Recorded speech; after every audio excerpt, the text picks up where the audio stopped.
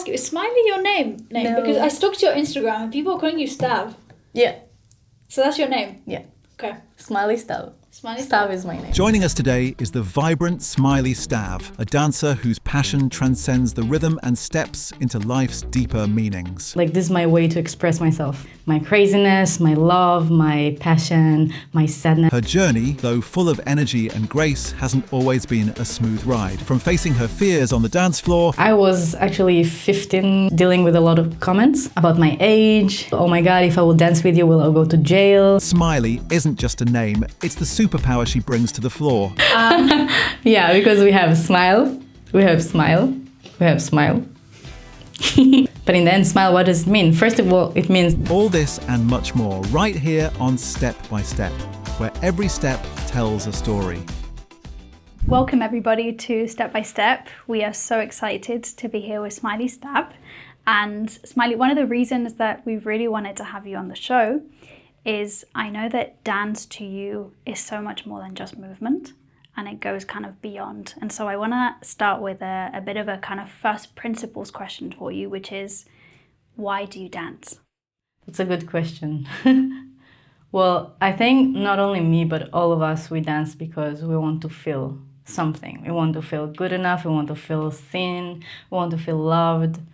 And I feel like when I'm dancing like this is my way to express myself. My craziness, my love, my passion, my sadness. Sometimes when I want to cry, I go to dance only to be with my soul people, to hug with them and to cry and to just release. So that's my way to express myself and give space for my feelings and my characters, because I have many characters. So they need all of them need space. So by dancing, I can actually be whoever I want to be in the same moment. What I really like about what you just said, and I think it's super relevant and it will become important when we talk about, what are good dancers versus great dancers, is sometimes we have a tendency to think of dancing as executing a set of movements. But I really like this idea of feeling something, right? I think it's so relevant. And for people who maybe don't know you, don't know your story, just going to ask you to briefly summarize, if you had to think of your life in dance as chapters, what would be the chapters in your dance journey? We're talking about the Latin dancing, right? Because I danced all of my life before. Dancing, right? Okay. Yeah, your story is your story. It doesn't have to be just Latin dancing. Okay, so I will talk about the time when I started dancing Latin. Okay. Yeah. I was actually 15 and a bit, and I just started dancing salsa first. I remember my first period was to, first of all, be amazed by actually be able to dance what I love. The Latin culture I was always really connected to, and I was really happy. But then it was dealing with a lot of comments about my age, about what am I doing here, oh my God, if I will dance with you, will I go to jail, and like stuff like this. So Being too young? yes. And like, for dancing, you're not too young, I think. Of course, you dance like couple dancing, so it's a bit more, I don't know, intimate, but it will be intimate if you choose to make it intimate. In the end, people in Dominican Republic, in the end, since they're like kids, they dance with their aunt, with their mom, with their, like everyone. So dancing is dancing. It doesn't matter how like what is your age. So the first year was dealing with a lot of comments, but also starting to discover who I am and to connect to my feminine side, because I was a tomboy, as you can see sometimes. I grew up with three brothers and with an environment of only guys, because girls didn't like me. I was like really apart always from everyone. I was really alone all the time. And in dancing, it was suddenly super social and super feminine. Like I was like, oh, can I do like the men's style in Cuban and not the lady style? I was too afraid to keep my hand away from my body and my feelings. Because here, when I'm here, I can keep myself safe. And when I'm there and I'm open, like everyone sees me. It was so terrifying. So the first year I got through this process of connecting to my sexuality, feminine side, to be okay, to open, to be more confident. I was always like, you're pretty. No, no, no, no, no, no. No, you're good. No, no, no, I'm not good. I was too afraid to be seen. But at the same time, I wanted to be seen. And what shifted for you from a confidence perspective? What was that kind of change from not being so confident to suddenly, noticing that things were different? So there was a moment that I saw in a dance floor, two dancers. One, she was really like pretty, tall, thin. She danced with like technique, amazing technique. Everything was, she's dancing all of her life. She's dancing, and I was like, oh wow, I want to be like this. But then I looked around and I saw no one is looking at her. Everyone is like staring at another girl. She wasn't that fit or I don't know, a professional. She was barely knew how to dance. But she enjoyed her life so much. She enjoyed herself. She had so much confidence. And she just like laughed and did crazy things. And she was just really secure. And I saw everyone looking at her because it was so, how to say, when you're drawing people toward you. Yeah, like mesmerizing or Yes. so Magnetic. Yeah. And I was like, wow, okay. It's just the confidence. Because you can always process and learn more and do better and be more technical and learn more figures. But in the end, the confidence is what make people look at you or not look at you. It's what make people feel something or not feel when they look at you. Because you are open yourself up to actually feel. So that's where I think everything changed. And I was like, okay, I will stop saying no. I will say, okay, it's hard for me to accept that. I will say, thank you, dying from the inside, thank you. And just working on this, like receiving, accepting, be confident. Even if I don't believe I'm good enough, and till today I don't believe I'm good enough, still understanding that what I have today, even if I can be better, I can do better. I know I did even better, and now I'm a bit less. It doesn't mean that what I have today is not amazing, because someone will look at this and will say, you have everything I wish I had. So yes, you know you can be better, you can do better, but it doesn't mean that what you have now is not amazing. And that's what I try to remind myself every single day. It's like, Dia, there are people that will wish to have what you have today, even if you think it's not good enough. So yes, you don't have enough confidence, but you're still alive, you're still here. You still can make some people feel something through your breathing, confidence, love, laugh, authenticism. Authenticity. Yes, exactly. So it's just be you, that's what will make people actually appreciate that more. I love that, and I think we'll 100% get into this topic more when we think about what are some of your tips for people who are learning, because I know confidence on the dance floor is something a lot of people struggle with, and that kind of negative self-talk or sometimes comparison to other people. So I'm really interested in your tips. Before we get into that though, I do want to finish a little bit your story. So you were dancing salsa, you were kind of discovering your feminine side, learning how to express different sides of yourself. When did you come across bachata, for example? Bachata came like 6 months after I started salsa. Even 1 year, something like this in between. And my teachers were dancing bachata. So once in 10 salsa songs, there was like one bachata song, once upon a time. and I was like always, oh, this is so pretty. How do you do it? I want to dance like this, but I'm so afraid.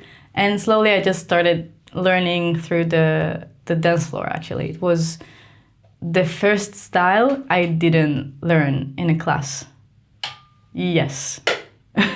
So, not suggesting don't go to classes, but I did, like, after that I went to projects and like I did learn more professionally.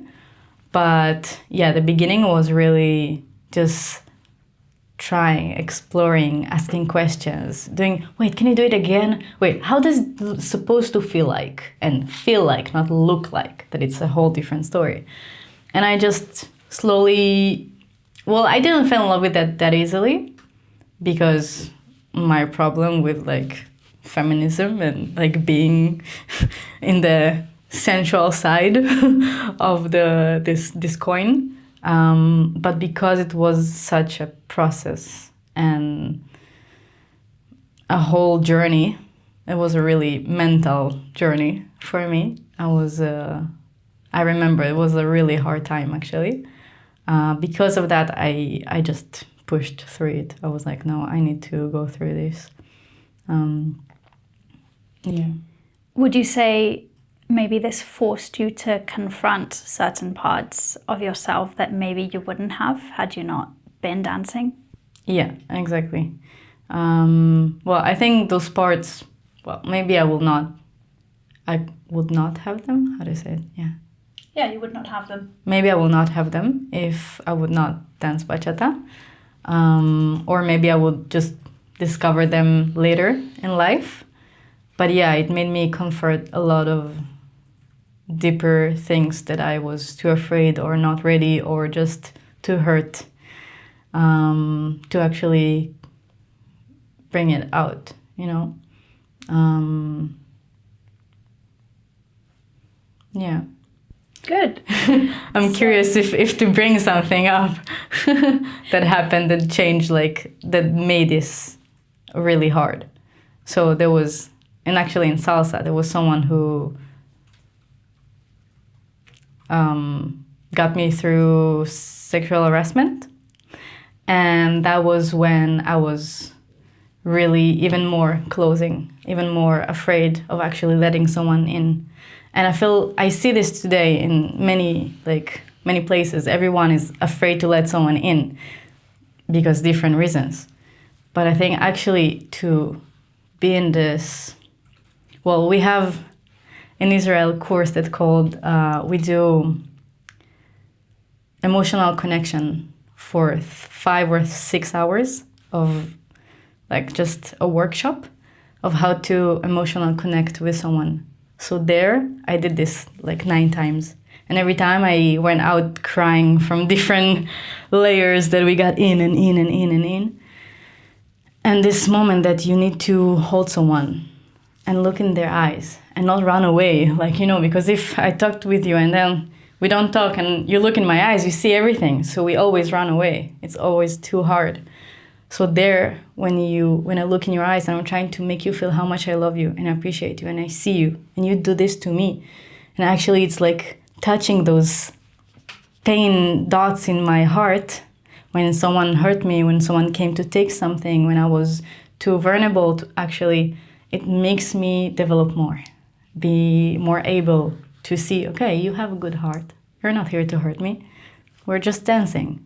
Even not, we're just talking and looking in the eyes. So, I don't know, something that I'm really happy for dancing, like that I started dancing and that I started dancing bachata and I did this emotional connection project because this changed my life more than the bachata itself. It was just the tool to go through this deep journey. But I think it's such an important topic. I'm, of course, really sorry to hear that you had a negative experience on the dance floor, and I think it sucks when that happens because it has the potential to take something that we all love and turn it into something negative. Yeah. But by the sounds of it, it's an experience that pushed you to dig even deeper and maybe open up new avenues, you know, to use the experience for good. Yeah. So we'll definitely get into the connection piece because I'm really interested to hear what are your views on the mechanics of connection. But before we get to that point, let's just finish your journey. Oh so my at God. this point, I will never finish my journey. no. At this point, dance is still a hobby for you. And I'm interested, at what point does it go from hobby into something more? Like what shifts? I have no idea. Ooh, wait. Going back to my memory. I feel like a witch.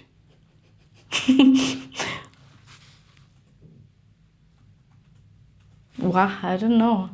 I just remember, and I feel like every time people told me that I have something different, that I'm unique, that I gonna be really big, specific sentence that I remember from a friend, that's why I'm here actually. She said, "You're too big for this country." I was like, what does this mean? It means that I will never succeed in this country? Maybe it made me like blocking belief. But also she said, like, I just believe you meant to do more and you can do more, and just like go out, explore the world. The world needs to see you.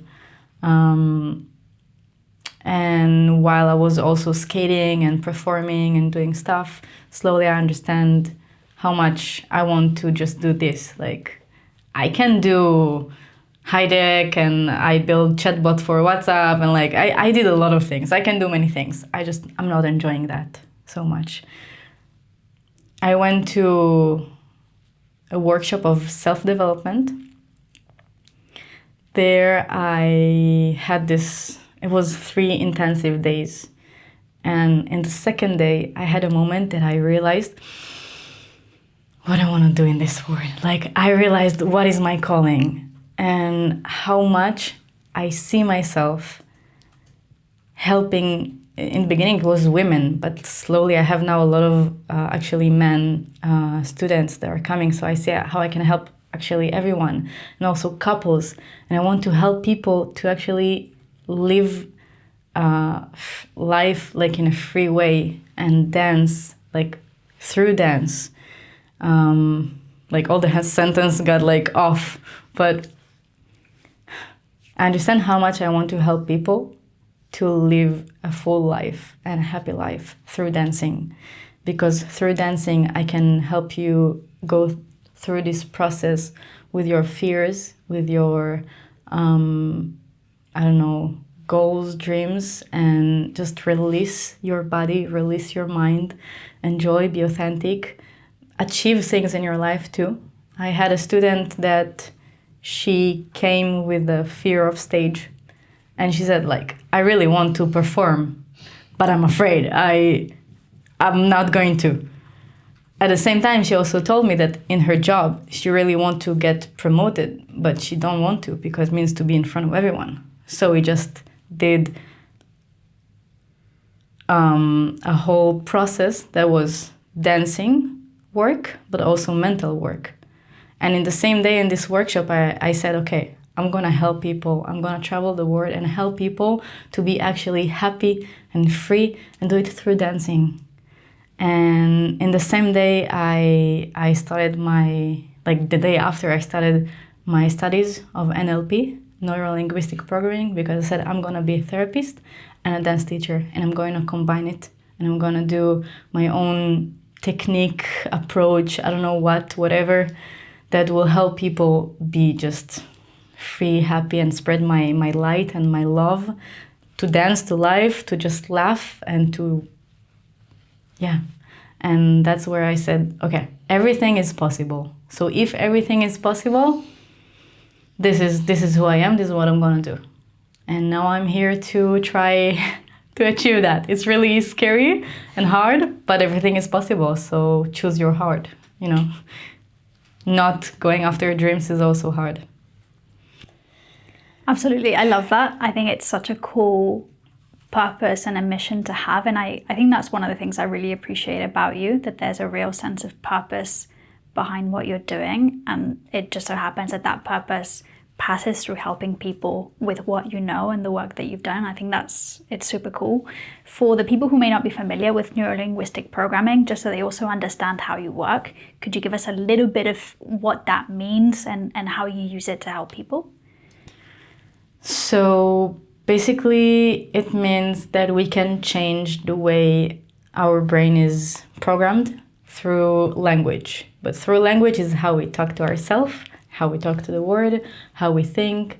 And like in my classes, usually while we talk, while we learn, while we experience and get better in dancing, it's not just dancing. It's not starting there. It's starting way deeper.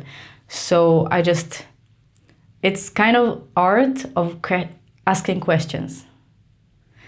And when you know to make art of asking questions, you know how to ask the right questions to get the person to say actually the things that he really wants, the things that really blocks him.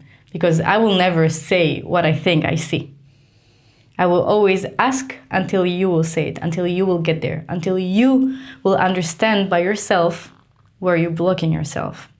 And when we get to the root of the fear, the belief, we can work there.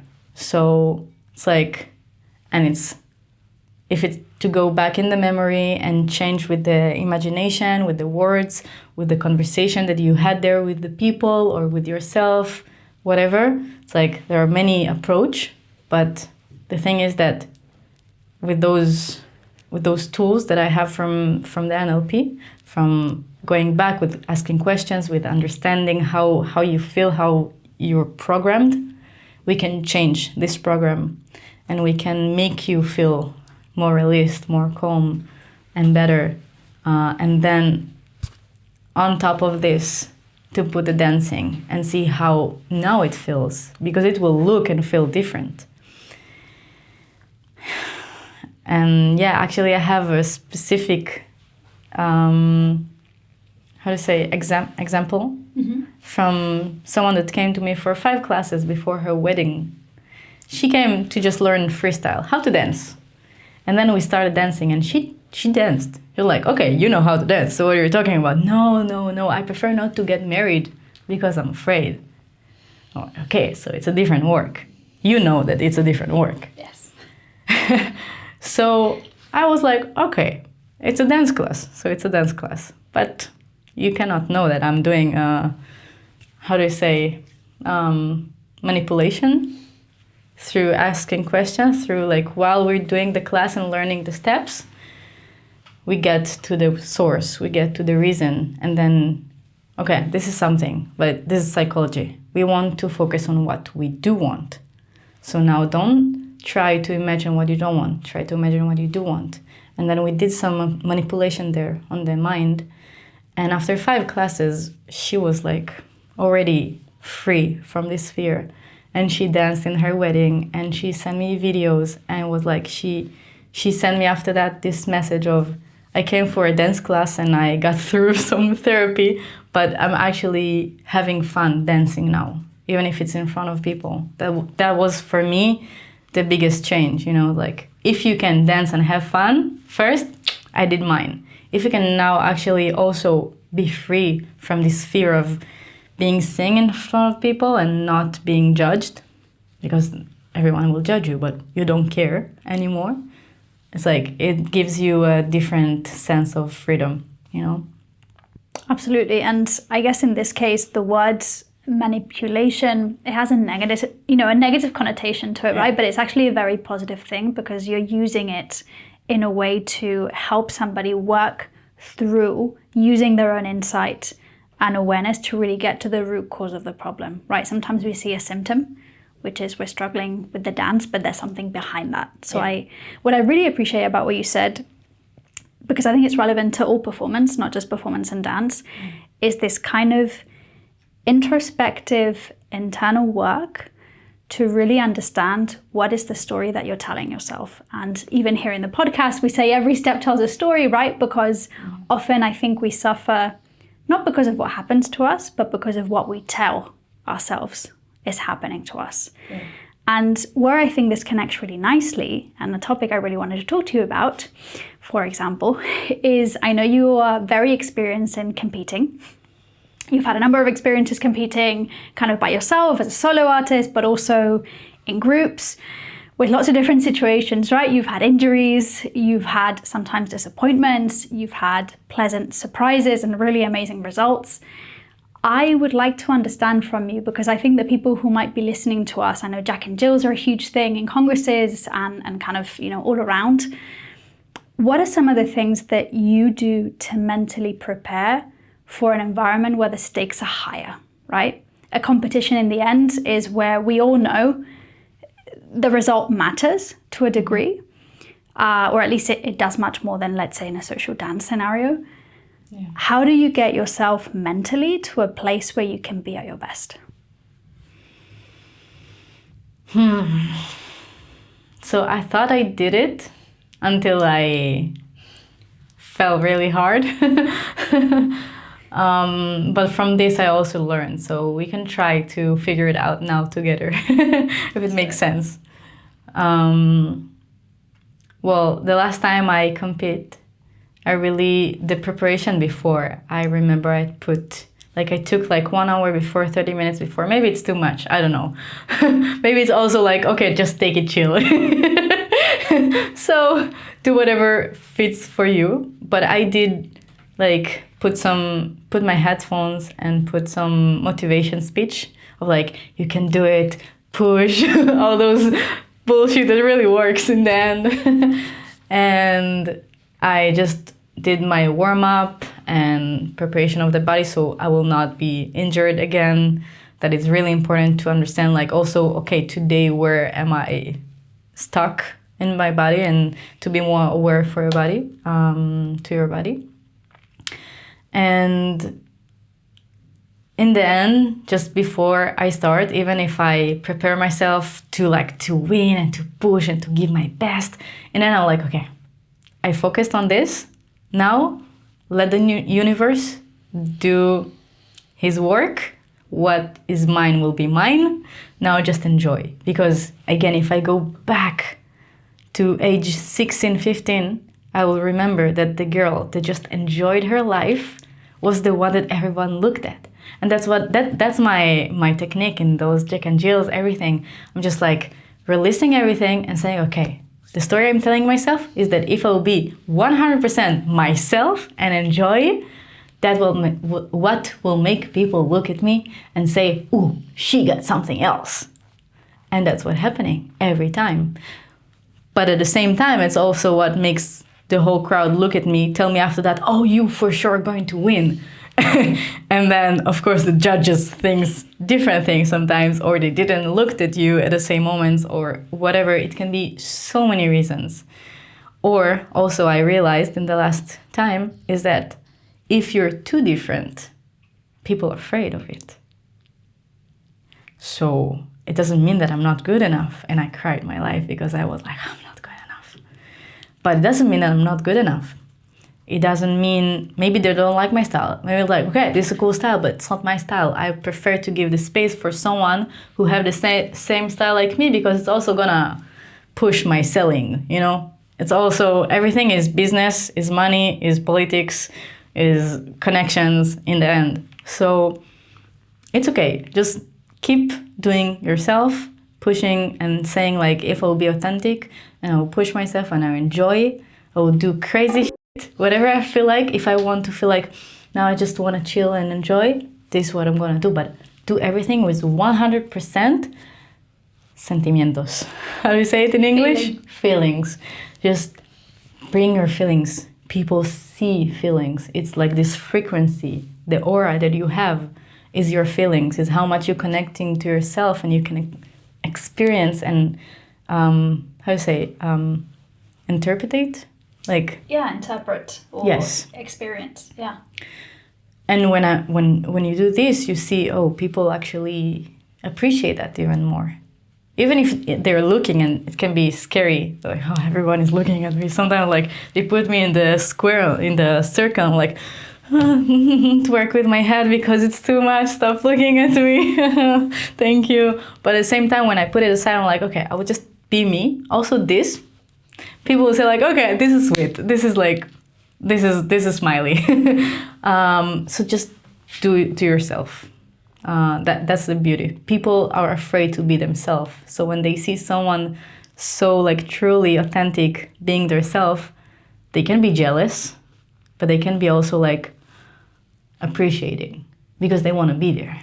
So it can be for good or bad, the comments, but it's always because you have something that they don't have. So yeah, I think this is my approach in competitions and also in general in life. I love that. I mean, there's so much to unpack in what you just said.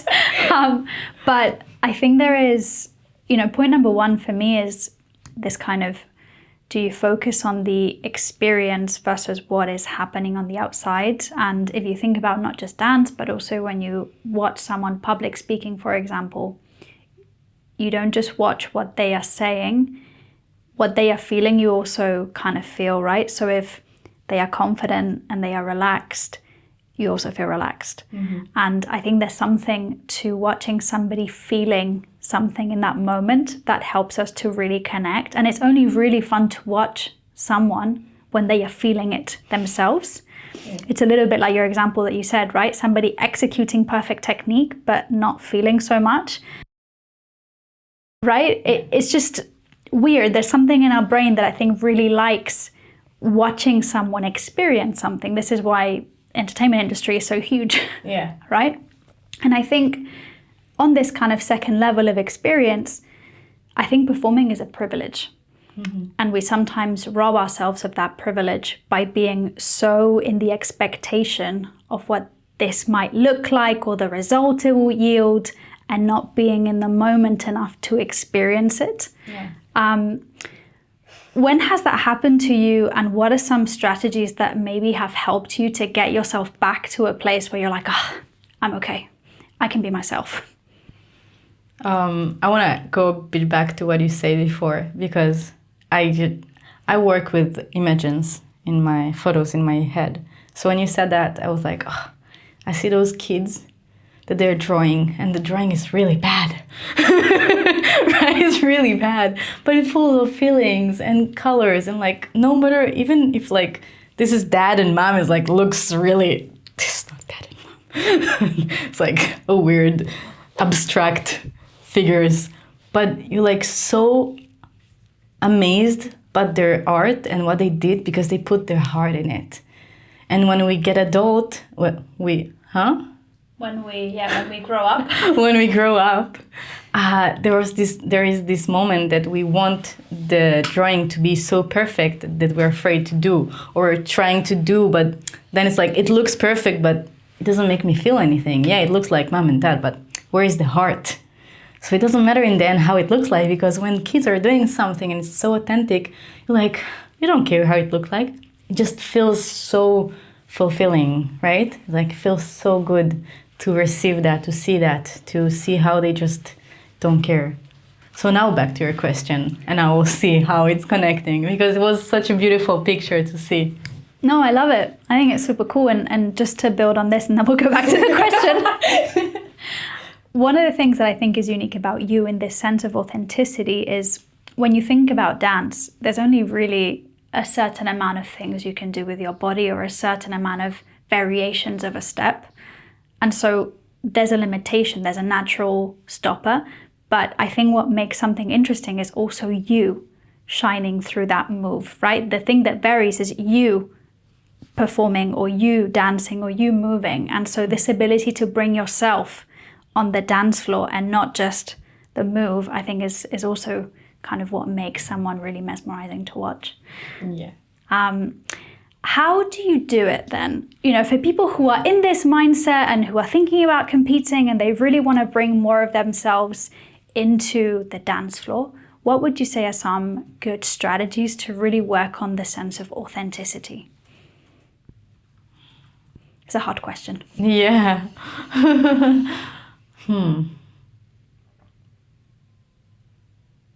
Well, I guess it's going way back, like before they even compete. It's first to when they practice, when they learn. I would say go to all types of classes, right? Because when you know a bit of hip hop, a bit of Afro, a bit of modern, a bit of everything, you experience different teachers, you experience different approaches, but also different movements, different energies.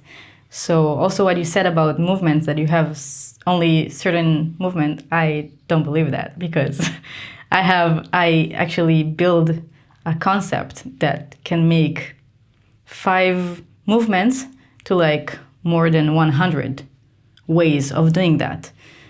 Because when you do so many types of dancing, you open your mind, you open your creativity. And then also there in between, when you try everything, you understand what you like and what is your color. That this is the most important thing. What is my color?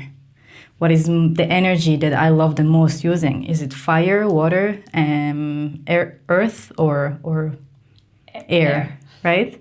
So what is the energy that feels the most comfortable in my body? And then take it, of course, make the other energies and other things that you like to talk, like to experience. No, I'm losing some word. It's not experience. To perform, execute, before, like in the beginning, I said that. deliver, Yeah, let's say deliver. interpret. Yeah, with your body. Okay. Maybe. We'll go with I think so. Yeah. So to make all of those elements and types of dancing like stronger, because you do want to master a bit of everything, right? But in the end, all of this is to find the core. This, who am I? What is more comfortable for me in my body, and what is authentic for me? Because if I'm learning only bachata, I will never know what is authentic for me, right? If I will try everything, I will know. So it starts there. It starts first to understand what is my color, what is me, what do I like to bring? Do I like to jump a lot? Do I like to laugh a lot? Do I like to, I don't know, kick my leg in the air a lot? And then how can I do it a bit differently every time? A bit more interesting every time, to play with it. And then when you're in the Jack and Jill, and you performing and you competing, and then you start like to be, wait, I need to be like everyone, or I need to be, who am I? You know how to go back to your center, but also sometimes to jump in between, to try everything, to explore. For me, it's always, dancing is a playground. I always write it. There are no rules, and it's a playground. So experience, right? And for me, this is already authentic.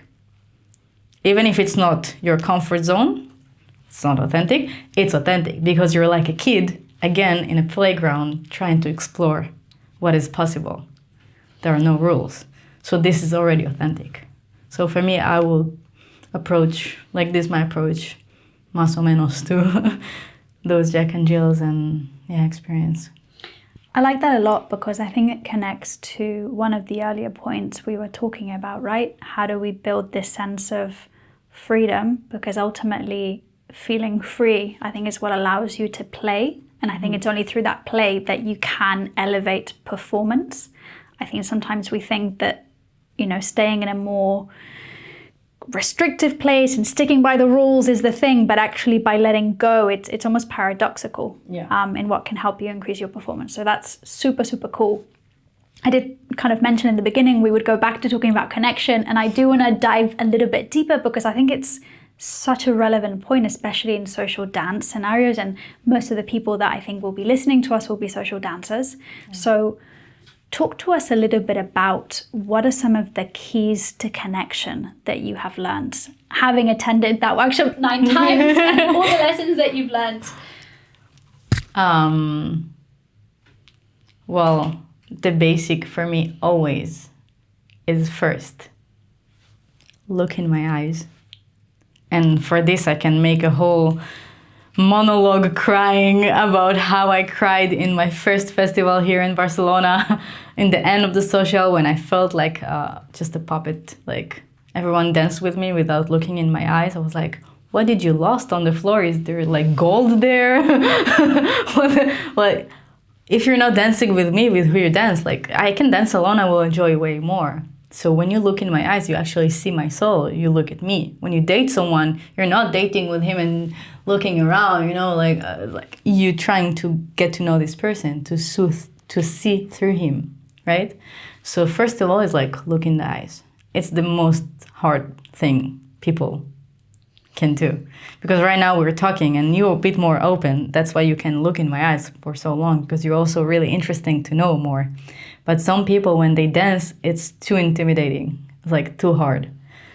But this is the process. Trying to look more in the eyes and deal with those feelings. Don't run away from them. They will still be there. If you run away, they're still there. Just deal with them. That's how they actually solve themselves. And just to stop you on this, because I think the eye contact piece is important. What do you think gets in the way? Like, why do we struggle so much with that, right? Because you've rightly pointed out it's something that often we see people dancing and they're just, looking around or kind of looking away. Do you think, you talked about it being intimidating, do you think it's, I don't know, a sense of intimacy? Is it just not being used to it? What would you say is the biggest blocker? Well, I think it's a few things. First of all, it's also a cultural thing.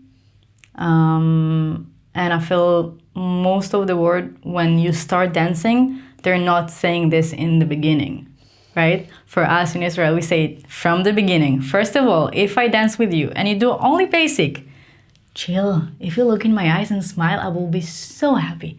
I will be the happiest girl in the world. Because really, for me, even if I advance and I dance with someone and he's doing only basic, if he will do basic and like look around, be stressed, I'll be like, okay, I could do basic by myself and enjoy more. But if he looks in my eyes and he smiles, even if it's like hard, I can laugh with him, I can be with him, I can be supportive, I can do some things and suggest because he's looking in my eyes. So we actually communicate, we actually talk, and then we can suggest things. So for me, it's basic. Like from the beginning, when you start to learning how to dance, practice. Because yes, it's a matter of practice to get used to it, but also it's the fear of being seen, because maybe someone hurt me when I gave my heart. So I'm trying to not give this access to my heart. Maybe, I don't know, the guys usually, they overthink about how to perform, right? So they're trying to go up to the part of the memories, the visual memory. So when they go up or to the sides, what did they heard? Because the sides of where your eyes are going is where you go in your memory, in your brain. So it makes sense because they're two like, okay, I'm not here because I'm trying to give everything I can, right? But in the end, they need to learn from the beginning. Okay, yes, we want you to do more things, but in the end, it doesn't really matter. Because if you learn how to be first present, and then adding to this the figures, it will be a different experience. So it's many things, but I think it's there. It's the confident, the vulnerability, and just to get used to it also. Yeah. Super. Okay, so we've got eye contact. I think a very clear one that we can all do, leaders and followers, right? Yes. So super. What else? What else is there to connection in your view? Two more. I will have like three top always. The eye connection, the smiling. But smiling can be smile, can be smile, can be... She's like... He wants that again. For the people who are just listening to the audio, her eyebrows raised very cheekily. Yeah, because we have smile, we have smile, we have smile. We have many kinds of smile. But in the end, smile, what does it mean? First of all, it means that I'm enjoying, right? I'm here, I'm present. Also, it means that if you do something, I can smile a bit. I can look at what you did and give you this, like, I see you, right? Because for me, dancing is like relationship. Always, I'm talking about it.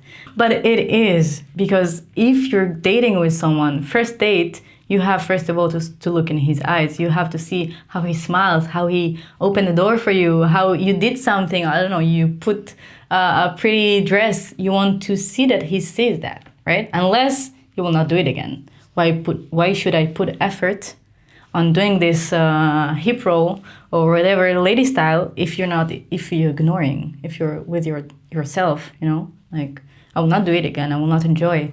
In the end, girls, we want to feel seen. We want to feel loved, appreciated in relationship, in sex, and in dance, right? This for me will be what define good dancer, or like good social dancer or bad social dancer. Bad. I don't think there is bad, but someone I will say like, oh my God, I want to dance with him again, is because he made me feel something. He made me feel special, seen. So this smile, this eye contact, and the breathing in the end. Because when you breathe with me, again, going back to relationship, if you breathe with me, you feel my body.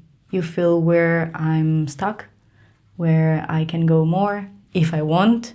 You feel my movement and my energy. You can calm me down and give me confidence, and then slowly raise the pace, right? That's how you say it. And also as a dancer, as a leader, if you want to be a good dancer and not just a good leader, if you breathe, your body even moves more, right? Because when you breathe, your body moves more, you have more deeper More range of movement. motion. Yes, exactly. So the whole dance feels differently, right? So for me, eye contact, smile, breathing is basic for dancing, relationship, and sex. If I sum it like together, yeah. Yeah, I love it. And, anecdotally, I think back to the first teacher I had. I remember he told me dancing is a conversation in movement. Mm-hmm. And the first time he told me, I was like, what? That makes no sense to me. But over time, and I think applying it to connection, it really is kind of this conversation which you cannot have, like you say, if you're looking elsewhere, if you are not engaging. And I think breath is a way to connect your mind, your body to yourself, but also the person that you're dancing with, right? It just makes movement so much more smooth. Yeah. Let's say it that way. Yeah. Super interesting. You have talked a little bit about the keys to connection. I'm interested to hear about stories of the dance floor. So if you had to pick a magical social dance, what example would it be, and what made it so special for you? Like what? Because I had a few magical. Lucky me. I just made it happen, don't wait for it, just create it. The right person will create it with you. But how it felt, or like... What is it that made it memorable for you? I think it's always about how this guy or girl made me feel. But it's not only me, it's also that they gave themselves into it and together we created something. So it's always about the third child we're creating, right? If we go to relationship. So I bring myself, you bring yourself, we're both authentic, but also each one have his own voice and his own color, but we also give space. So it's like give and take. It's exploring, it's playing together, and together we create a different color. So if I'm white and he's red, together we create pink, right? So it's this conversation of colors and movement, and with the breathing, the physical contact, but also emotional contact. If we want to be a bit dramatic or like quick, slow, like playing with the speed also. If he's suggesting things, because of course he's the leader, he suggests first. He's not leading and telling me what to do. He's suggesting things. I'm saying yes or no, or I'm saying maybe, but maybe something else. And it was actually lately that I asked for feedback after the dance, and I was like, he said, there was a lot of conversation there. Like I finished to say something and you said something, and then I said something, and like we created a whole conversation. And I love this feedback because this is the way I love dancing. It's like, okay, you are the podcast creator, you're here to lead the conversation, but in the end you give me space to also bring my own things sometimes. So this is dancing, what we're doing right now, right?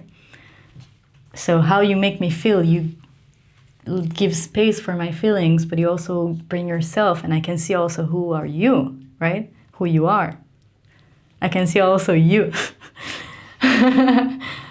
For me, this is like those type of dances that will be like, "Oh, I'm so happy. Can it continue all night, please?" Right? Yeah. I love that. I think that's super cool. And also for people who may be learning, can we talk a little bit about differences between leaders and followers on the dance floor? So what do you think is a really good thing for leaders to dial up? And what do you think is something that followers need to dial up? Dial up in terms of do more of, work on something that you think is critical for a follower to be really great to dance with, something that is really great for a leader to be great to dance with. Yeah. So from a follower side is to just not be afraid to try to take your spot and talk. Right? Because in the beginning, when we dance as followers, it's hard for us to release control. But then in some point we learn how to dance more and more, and we dance in socials, and we just already release the control, and we just followers, and then that's it. We don't have a say. No. Release control doesn't mean you don't have a say. Nuh-uh, girl. You know? It just means that you don't want to anticipate. You want to be present and listen like fully to what the guy wants to do, because maybe he will change it. So maybe it's not what you think it is. That's what means release control. But it doesn't mean that in between, if you see a window, you can go through it. You can suggest other things, right? So you still have a place to speak, to suggest, to bring yourself. And this is what I would say for the followers. So the leaders needs to give those gaps and the opportunity. Like if the girl is suggesting something, don't be a dick and and like, no, I'm the only one who's speaking here, and like, haha, no, honey, you're not. It's a conversation. You want to talk alone, go to the mirror, talk alone. I'm a human being, I'm not a puppet, and we are here to create something together. So the guys needs to learn how to also receive and like to adapt to the girl, but also the girls needs to learn how to also take sometimes. But it's not taking in force, it's like to suggest something. And if he's not accepting, maybe it's not the time, it's okay, I'm not pushing. I will be still a follower, I will be still there to understand, to listen, and to see where can I bring myself, my color, my style, or suggest new things. But it's like always, both sides, always keeping your mind open. If it's like creativity, connection with the body, if it's like figures, but also with the musicality that we didn't talk about. But when you connect with someone, you can also be more creative with the figures, but also creative with the music, because you're both present. So you actually listen to, oh, this is a new thing I didn't hear before, because I was too stuck with what I already know, with like being there and not here. So everything open up when you have, first of all, connection in all layers. For people who may be watching this or listening to us talk and who are on this journey of trying to get better, which I think is one of the coolest things about the dance community, the kind of sense of always looking to improve, teachers who are still students, right? I think it's quite common for people to get to a point where they feel like they hit a plateau. Has that happened to you? And do you think that there are some tips or some kind of helpful things that people can do?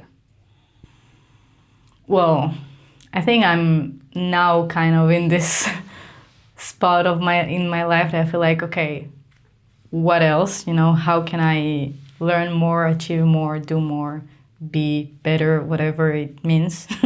Because what does it mean better? But it's to go from the basic to the top, to see where can I, because like you said, we always run and go and learn everything really fast, but sometimes we miss some things. If it's like technique in the basic, technique in like how to understand my body and my range and to do actually things in a healthy way, if it's as a follower or as a leader also. But also I would, like in my point right now where I'm at, I would say myself, and I'm trying to do this, to go to other directions, to open even more my head. So to go to Afro classes, contemporary, to hip hop, to also zouk, West Coast swing, you know, like go back to other things, tango, whatever. Because also now the bachata is like getting everywhere. Everything is mixed because it's such a good basic to work with. So when you go to other things, you can actually see how you can be more creative, you can be more playful, because you have the tools to actually play with. So I would go there. If you have the whole basic, the whole things, and like, okay, I have nothing to learn more, you always have something to learn more. Just go to other areas, explore other things, and then bring it to your dance. Yeah. I think that's super cool, but also if we think of dance as a conversation, the more languages you know, the more vocabulary you have, the more you can express, right? So I think that's a really enriching thing to suggest. That's super cool. We have a closing tradition on this podcast, which is we like to close in a little bit of gratitude. So I'm just going to tell you something that I am grateful for you, and then I'll ask you a question, okay? So from my side, I just want to say, other than, of course, you showing up here, I'm actually really grateful for how you show up on the dance floor, because I think your authenticity really shines. And I think the fact that you've done the internal work to be more free really shows. And I think by watching you, I've also felt really inspired to do some of that work and to be more free in myself. So really grateful for that. Thank you. I would like you to think of one person who has really supported your dance journey and who you're grateful for. Who would that be and why? Well, I'm trying always not to think too much, because the first thing you have in mind is the first intuition thing. So the first person I got to my head is Alon Goshen, is kind of my mentor in Israel. He's a psychologist, a sexologist, the father of Bachata in Israel, and he's the one who did all the emotional connection workshops, and the one who actually took me under his wings and helped me grew up with my Bachata. And I taught in his school for few years. He taught me also how to be the good instructor that I am today, how to see everything. So I think he's the one that for me, he's not the best, sorry, Alon, but he's not the best social dancer, as meaning of how he dance and look like, and he knows that, but he makes people feel and sing and like express. He's like the most, if you do something, he will be like, oh yeah, you know, like sometimes it can be too much for people, but in the end, or you laugh or like super blushing, but you feel something, you experience something, right? So he's, I think, the most supportive character I have in my whole dancing career, that till today is like super supportive and give me the space and I don't know, everything. If it's mental, just everything. He's my mentor. Yeah, my friend first, though. Thank you so much. That was a super cool conversation. I'm really pleased that we could have it. And can I also say grateful? Of course you can. Thank you for allowing me. So I want to say that I am grateful for being here, of course, but also that because I'm here and you invited me, first I can let myself, because I'm also sometimes falling for it, right? I can let myself see myself as an artist that, like, the way you see me, because we cannot see ourselves the way others see us. But also, when we talk about those things, it kind of reminds me what I'm doing. And I'm in this last month of like losing my energy, my motivation, understanding, like, I know here why I'm doing what I'm doing, but I don't feel it. Like something is stuck. And now it's kind of brought it back. Like, see what I say through your eyes, the reflection reminds me why. And yeah, I'm gonna cry. So thank you. I'm gonna cry now. Come on, let's cry together. A crying party. I'm so Yeah. glad. Thank you. I'm so glad. Thank you. We could just do this all day. Thank you. No, thank you. No, thank you. Oh, stop. Thank you. Don't stop. Continue. Thank you.